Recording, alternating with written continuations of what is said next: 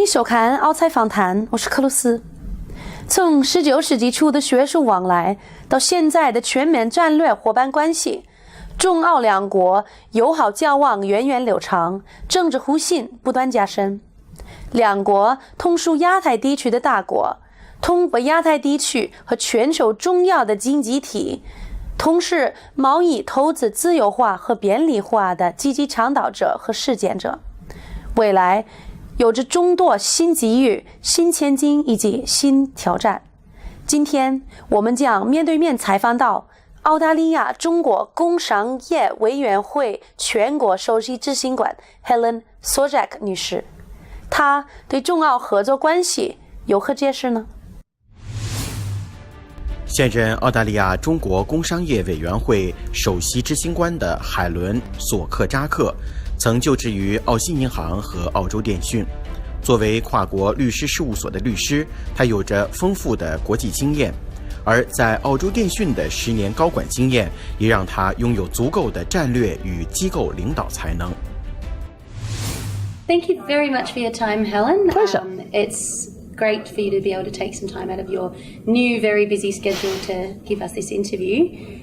Now, we understand that you studied Chinese language throughout your secondary and tertiary education, during which you spent some time in China. What was your first impression of China, and how has that changed up until now? Sure. Well, I first visited China in 1982 on a high school study trip to Nanjing University. China was a very different country in 1982, and China was quite cloistered. So I found the streets of Nanjing quite severe, really devoid of Western products and Western foods. Most people still wore their Mao suits, khaki and navy, and you couldn't even buy a can of Coke. You had to walk several kilometres to the friendship store using your FEC, the foreign exchange currency, which was the currency for foreigners when they were in China rather than renminbi. I then visited China in 1989 at Monash University, again at Nanjing, and it had changed a bit. Then I had a month-long stay at Fudan University last year, and it was as if I was travelling in a different country, but also in a different planet in some ways. Chinese cities have now become so high-tech, 24-hour, opulent, but thriving metropolises. I mean, it really makes Australia look quite sleepy in comparison. Yeah.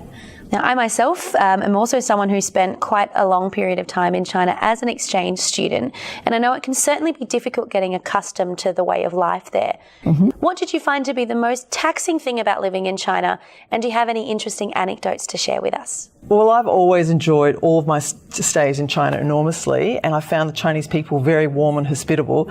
One thing which I found a little bit confronting with the very blunt personal questions, I guess, often within a few minutes of meeting someone, it'll be, who are you? What is your name? How old are you?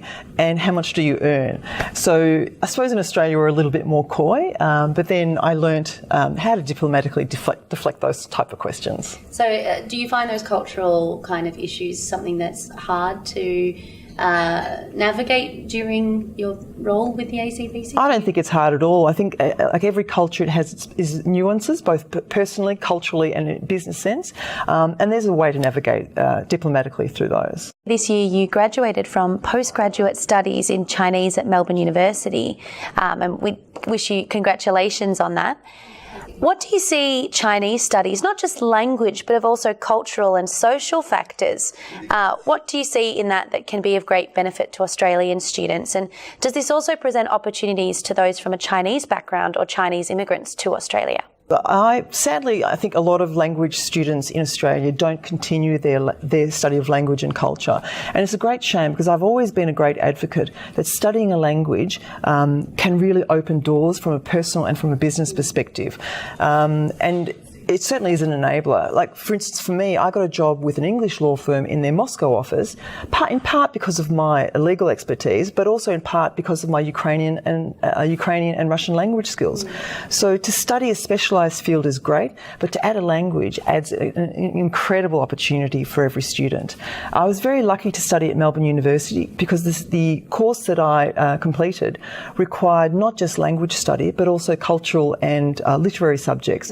So part apart from learning vocab and language and grammar, I also studied the analects of Confucius. I studied Chinese social media, Weibo and Weixin, and I also had to decipher Xi Jinping's speeches as reported by Xinhua News. So you have the whole gamut, and you certainly gain a richer understanding of the Chinese history and language, but also an ability to connect with the Chinese people. So you have quite an enviable CV with experience in some fantastic positions and industries, starting with law and moving into banking and the telecommunications sector. Now with your role at ACBC. How has your career panned out and what brought you to where you are today? Well, I started my career as a lawyer at Minter Ellison, and one of the reasons why I was attracted to Minter's was because it had a China practice. So we acted for Australian companies setting up joint ventures in China and also acting for Chinese companies doing capital raisings in Australia by listing on the ASX. I then wanted to get some overseas experience, so I went to work for Clifford Chance in their Moscow and Kazakhstan office. Very important for Australian lawyers to get overseas experience. I came back to Australia and I got an in-house role at Alcoa and then at Telstra, which I then moved into management and worked at Australia Post and ANZ. And I suppose I took stock of my career at ANZ when my sister got a scholarship to Beijing University, and it really inspired me to upgrade my Chinese language. So I got a tutor. You should come twice a week to my office at ANZ. And then I took stock of my career, and I still wanted to weave in a China connection. So I went back to university and studied postgraduate Chinese, and then updated my Chinese knowledge and my Chinese language, and then I was lucky enough to get the role at the ACBC. So why China? What is it that's made the country play such a big role in how your career has shaped? I'm not sure what it is that so inspired me about China, whether it's the culture, the history, the tradition, and it's modern language. One of the things that really inspires me is that the modern language has the longest continuous link with its ancient form, and that long history is really something quite staggering for a young country like Australia. And from a business perspective too, I mean, the business opportunities that China can create is just mind-blowing.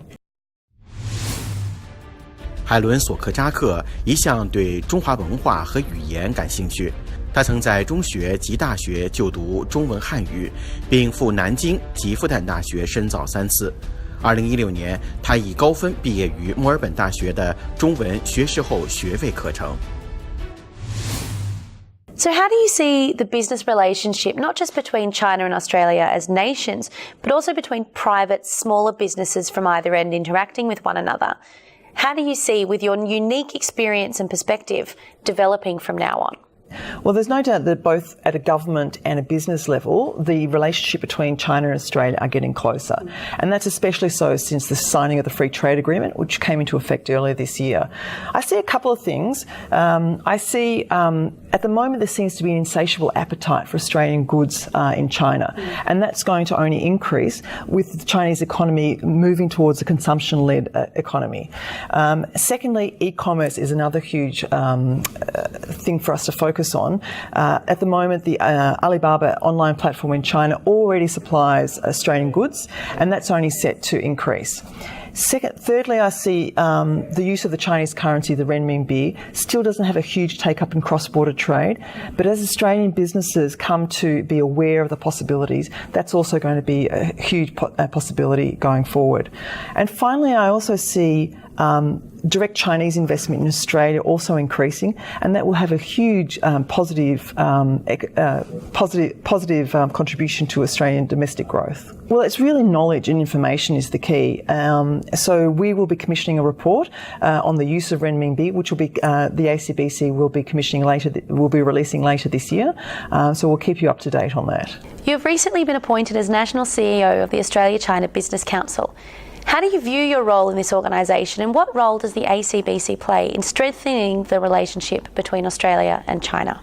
the Australia-China Business Council is a business organisation dedicated to promoting bilateral trade between Australia and China. And it was founded in 1973, and it's a very unique position because we've got a very strong national office with John Brumby as our chairman, but we also have an extensive branch network. So we have an office in every capital city and every state and territory in Australia. And that's really important because it means that we are able to provide our partners, our sponsors and our members with key events, seminars, information and business networking opportunities. Now my role as National CEO is to support the branches and also to provide a unified voice when contacting the Australian and Chinese government. Another role for me as National CEO is to provide thought leadership in the Australia-China business space. So what are your plans in the upcoming future and from now on? What can we expect to see from the ACBC? Sure. Well, my priority is to keep promoting bilateral trade and investment between our two countries and to make sure that we can, and to increase our membership database and also by increasing the value proposition for our members to make sure that they are up to date with the latest information about China and that they have networking opportunities as well. And the other thing that I'd really like to prioritise is to make sure that the Australia-China Business Council becomes a thought leader in the Australian-China business space. Fantastic. As we were saying before, you've learned a bit of Chinese. What kind of level are you at? Do you feel confident in conversing with Chinese business delegates or whatever in Chinese? 我的中文不太好的，所以我说的很不好，但是我试一试。Thank you very much, Helen. We wish you all the very best for 2016, and we hope to see the ACBC experiencing success after success in the years to come. Great. Thanks very much, Louise. 欢迎扫描屏幕上的二维码，关注我们的官方微信，及时收取最新节目动态。以上就是这周的澳财访谈。在下期节目中，我们有幸邀请到前维州州长、澳大利亚中国工商业委员会的主席 John Brumby 先生。欢迎您的收看，谢谢。